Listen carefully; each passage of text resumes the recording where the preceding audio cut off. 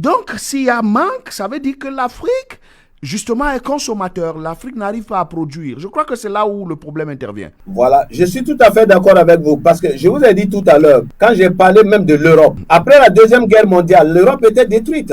Il a fallu un plan Marshall, un prêt américain pour permettre à l'Europe de se développer pour qu'il y ait un marché en face. Et aujourd'hui, grâce à ces capitaux, l'Allemagne qui était totalement détruite est devenue encore la première puissance européenne. Mais l'Occident a joué. Voilà, l'Occident a joué le même rôle avec nous. On nous a donné de l'argent, on nous a donné des quoi, on nous a donné tout. Si vous prenez chaque pays, 1960 à aujourd'hui, quand je vois les Africains qui ne font que se plaindre de la colonisation, se plaindre de la France, se plaindre de ceci, personne ne voit ce qu'on nous a donné et que nous-mêmes on a détourné, on a détruit. Pas accuser la France, accuser l'Occident.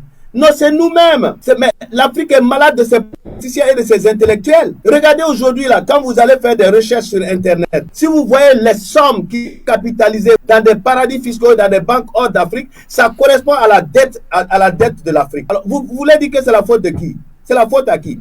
Aujourd'hui, l'Afrique avait les moyens. Moi, je me rappelle dans les années 1980, en Côte d'Ivoire, ici à Abidjan, on montait les voitures Renault. En 1980 déjà. On montait Renault. Je me rappelle que à peu près dans la même époque, au Nigeria, on montait Volkswagen, on montait Peugeot.